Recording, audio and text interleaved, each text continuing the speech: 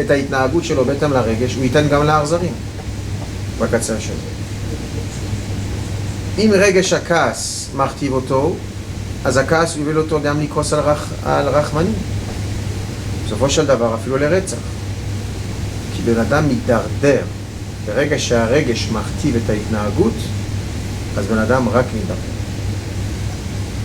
וככה אתה מצליח לראות בחיים אנשים שמגיעים לקצוות. בן אדם לא מגיע לקצה ביום אחד. בן אדם מגיע לקצה ברגע שיש אצלו משהו שמכתיב לו התנהגות לא כפי הנורמה. מה בן אדם צריך לזכור? אל תיתן לרגשות לנהל אותו. אתה צריך להידמות לשם, והלכת בדרכיו. בכל מצב לחשוב, לבדוק מה האמת במקרה הזה הספציפי ומה הדבר הנכון לעשות. אם מתעורר אצלך רגש רחמים, אתה מיד צריך לבדוק את זה מול המוח, האם זה נכון עכשיו או שזה לא נכון.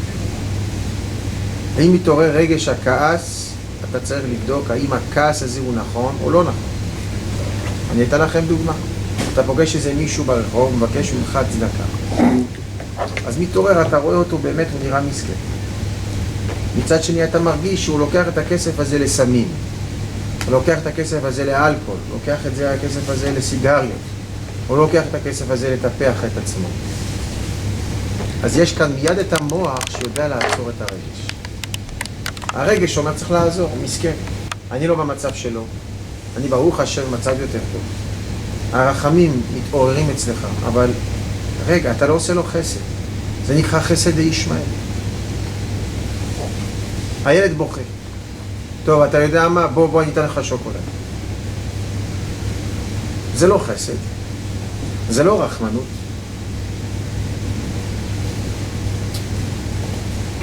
בן אדם שוקע כל הזמן.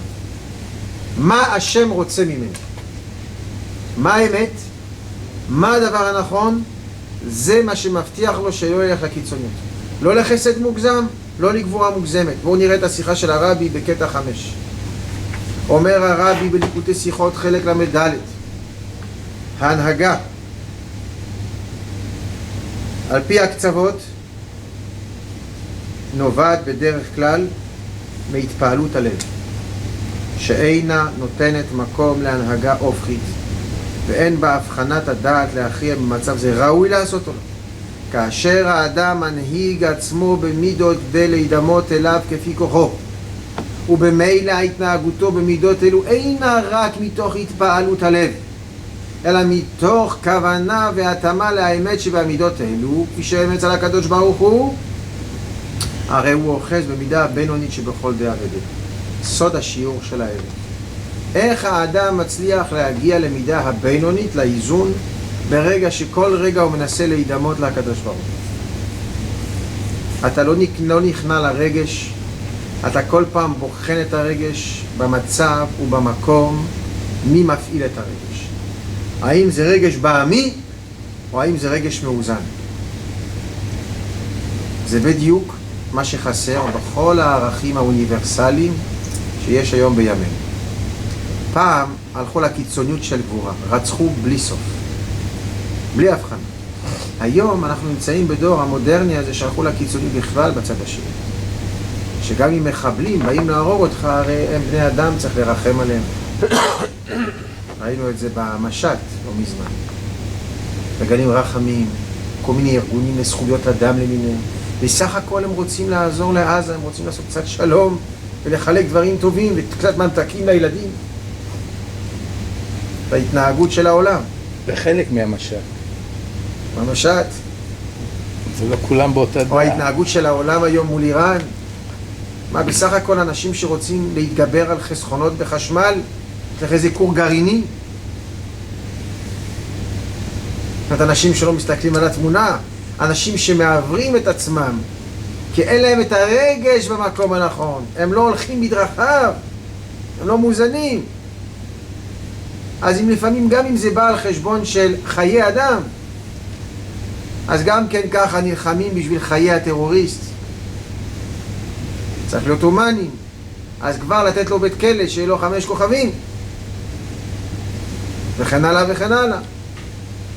מתנגדים לאכילת בשר, ניסויים בבעלי חיים, גם במקרה שמדובר בפיקוח נפש. מה הסיבה שאין את האיזון? מה הסיבה שהיום הפכנו את כל מה שהיה בדור הקודם, הכל בקצה השני? לא מחפשים את האמת. לא מחפשים את הדבר הנכון. מחפשים ריגושים, רגשות, מקשיבים ללב, בלי לחשוב בראש מה רצון השם. זה התשובה. כמובן, זה לא אומר שלא מפעילים את השכל. אבל כשאין כפיפות אמיתית של השכל לרצון השם, מגיעים למצב שהשכל נכנע ליעדים של הרגש, ורק השכל בעצם עוזר לרגש איך להגיע ליעדים שלו. במקום שזה יהיה כמו הסיפור של הרבי הרש"ב, שאמר שחסיד צריך שיהיה לו טלפון בין המוח ללב. כל פעם שהלב מפעיל רגש, מחייג 144 למוח. מוח אתה מאשר, כי המוח קר והרגש חם. הרגש צריך לבדוק ולהיבדק לפני שהוא מרגיש האם הרגש הוא במקום הנכון. כשמחפשים רצון השם, מה שבאמת נכון, אז השכל הוא שמחליט אם הרגש מסוים הוא נכון או לא. בואו ניקח לסיום השיעור כמה טיפים פרקטיים איך ללכת במידת התפארת. איך לקחת הביתה ערב כלים, איך להיות מאוזן בין המידת הגבורה לחסד, בין הדין לרחמים, בין ימין ושמאל. קודם כל, מה ההבדל בין תפארת למטה בסגול, חסד וגבורה? הבדל מרכזי אחד. חסד לא דורש חשיבה שכלית. גבורה לא דורש חשיבה ללמוד. מידת התפארת דורשת חשיבה ובדיקה שכלית מה נכון לעשות. זה קודם כל פרמטר, נוהל. איך אני מפעיל מידת התפארת? אם אתה חושב, אז אתה כבר יותר מתקרב למידת התפארת. אם זה אינסטינקט, או שזה חסד, או שזה גבורה. אבל זה לא תפארת. לכן תפארת מלשון פאר. מה שאין כן בחסד יש המילה התחסדות. בגבורה יש את המילה גיבור. רק בתפארת יש את המילה פאר. מה היופי של האדם? שהוא יודע לשלב את המוח עם הרגש. שהוא קודם כל מפעיל את החשיבה מה נכון לעשות ועושה בדיקה שכלית. ולכן, אגב, שלום בית, בדרך כלל, מי שרוצה להצליח בשלום בית זה להפעיל מידת התפארת. מידת החסד, מידת הגבורה, לא במקום. באף מצב. ואגב, מה היופי של מידת התפארת? שאתה לא מגיב מיד. אז יש פחות בעיות. כי כל תגובה מיידית היא באה או מצד חסד או מצד גבורה. כל תגובה שבאה עם חשיבה היא נובעת מידת התפארת. ולכן, היוצא מכאן דבר מאוד מעניין. דבר מאוד מעניין. דרך כלל רצוי להתאפק ולהגיד. ולאפשר למוח להיכנס למצב של מה? למה? לאיזה מצב? להיכנס לתמונה. מצב פשוט. להפעיל שיקול דעת. יש מקרים מיוחדים שאין מנוס רק מתגובה, מיידית. אבל בן אדם שרוצה להפעיל את מידת התפארת, בן אדם שרוצה להידמות לקדוש ברוך הוא והלכת בדרכיו, ולא רוצה להיתקע במצבים של קיצוניות, או חסד או גבורה, תמיד מידת התפארת חייבת להיות באמצע. אגב, זה מאוד מעניין בספירות, למה מידת התפארת היא למטה ולא מעל חסד וגבורה? יש פה שאלה. אם תפארת היא יותר יפה, היא יותר כוללת, היא יותר מחושבת, גם מחסד וגם מגבורה, אז מידת התפארת הייתה צריכה להיות מעל חסד וגבורה. אז למה מידת התפארת היא מלמטה? כי זה בדיוק התשובה לדבר. חסד זה מיידי, זה בצד ימין. שמאל זה מיידי, זה בצד...